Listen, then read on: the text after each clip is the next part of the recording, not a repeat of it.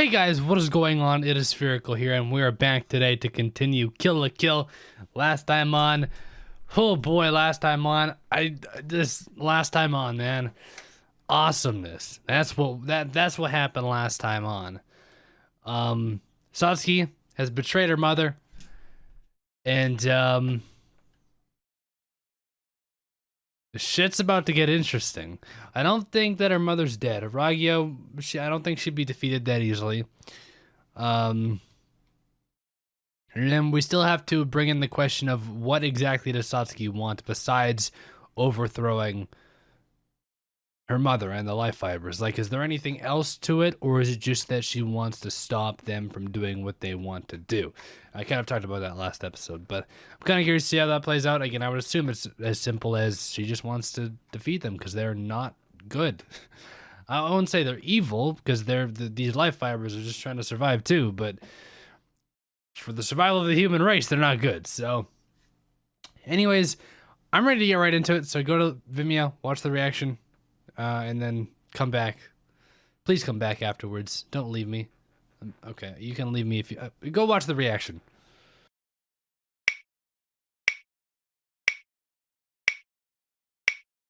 Well, goddamn. Where do I begin? Let's start with Ryuko's identity. Well, I guess going back a little bit earlier, we saw a story of one of Ragyo's children, Satsuki's sister, who was tested on, and was presumably dead. I mean, it definitely looked like she died during that test. But it turns out that long-lost child was actually Ryuko the whole time. Which makes sense why she's like the chosen one and everything. It's not just that she's, the main character. She's got special main there's a reason why she's meant to be the person to fight against covers in the end. Along with Satsuki, I guess. Damn. Alongside Satsuki, I should say. Not necessarily along with, because they are different. But, man, these last couple episodes have just turned this entire show upside down. Like, really? So, damn. Okay. Satsuki, of course, has been on her own side from the beginning, trying to stop covers from taking over the world. She had to play the part, of course, which, I mean, I like it. I don't have anything to say there. I don't dislike, I don't think she did anything wrong. I get why Ryuko is still upset at her, but looking back, she hasn't really done anything overly bad. I mean,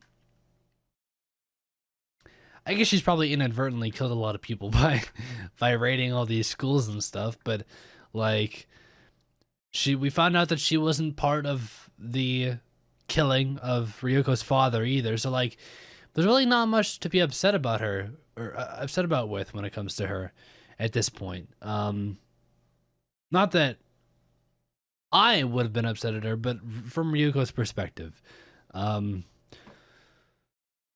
Now it's just mostly Harime and Ragyo. Harime. See, she didn't get defeated this episode, which I'm just waiting for, but she got scared. She had fear on her face for a second there, which is all I could have asked for. Satsuki apparently has not been using Junketsu to its fullest, which I did mention earlier, because her relationship with Junketsu is so much different than Ryuko's with Senketsu. So, and then Ragyo took Junketsu, and she also got a little touchy-feely with her daughter again, which, I mean,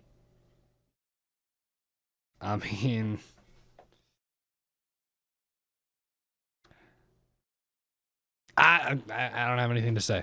But she took Juketsu and she used it. She transformed and she used it to its fullest.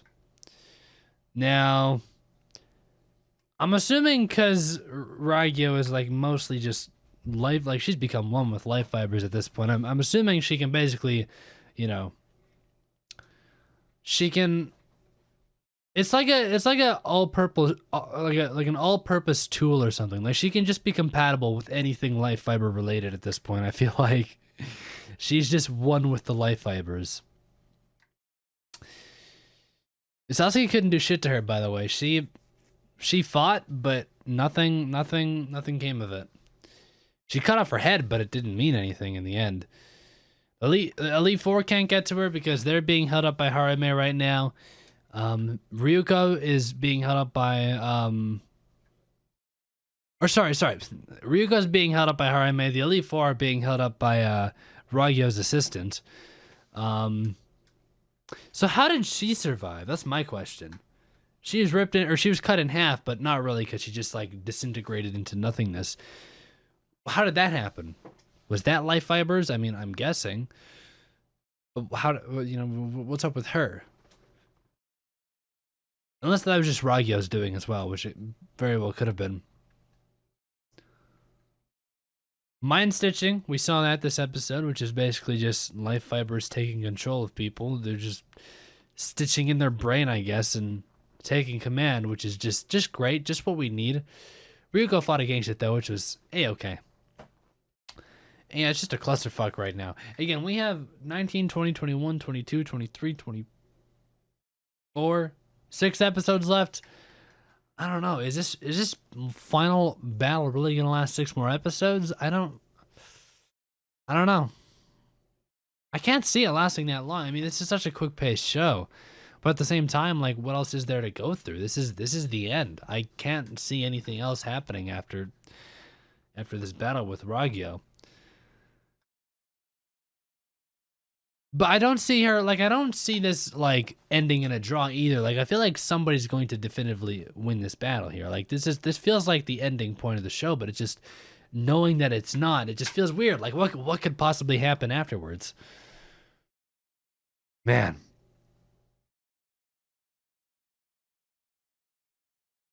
I mean, was this the best episode of the show thus far? Paired with last episode, like, either one, if you can pick one. It's just this is by far my favorite part of the show, the ending here, and it's definitely bumped this show up quite a bit in my books. Again, I would talked earlier about how the show didn't really have too much plot wise going for it.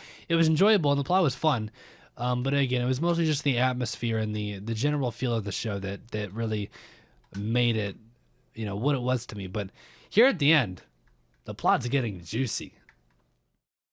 Now, at this point, I feel like everything's been revealed to us, so I don't think there's really too much more, like, plot twist that we can have in the future, because at this point, everything's out on the table. I don't really have any questions in my mind that I can really think of as to what, like, I just think we have answers to everything at this point. I love the parallel with Ryuko and Satsuki. Again, now knowing that they're sisters, it makes sense, but, you know, they were both tasked at a young age with becoming, you know, the chosen one in a way to defeat Raigyo and save the world. Again, Satsuki was told basically outright everything at the age of 5. Ryuko wasn't told anything. She was just tasked unknowingly with, you know, the burden of carrying on this fight, and she slowly found things out through finding Senketsu, and then you know, Mikisugi telling her everything and all that stuff. But again, they kind of walked that same path from the beginning, which I think is really cool. I love that parallel there. And again, I think Satsuki's character has just gotten so interesting over the past 2 episodes, knowing what she's lived through. Again, I've been saying since the start of the show, I really hoped that they would, you know, end up being enemies, and then they would both team up at the end and fight against the greater evil. And that's what's happening here. But I didn't expect it to happen in the way that it has, where they've both been fighting against this greater evil the whole time. I definitely didn't expect that. Again, all the way up until when Satsuki stabbed Ragyo. I mean, I guess that's a lie. I did have a couple moments in like the 2 episodes leading up to it where I was like, what if Satsuki, isn't part of this plan? What if she wants her own thing? You know what I mean? But in saying that, I thought it was more of a thought. Like Satsuki was thinking about maybe betraying Ragyo or going down her own path. I never once predicted that Satsuki would have been, on her own side the entirety of her life. Like, again, she said, I was never on your side. I was always fighting against you from the very beginning. I never once guessed that until it was literally stated this episode. So,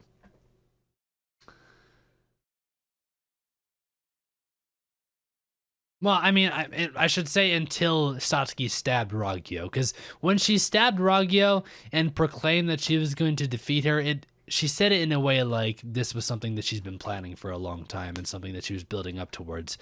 So I guess that's the moment where it all kind of like came clear. But up until then, it's just,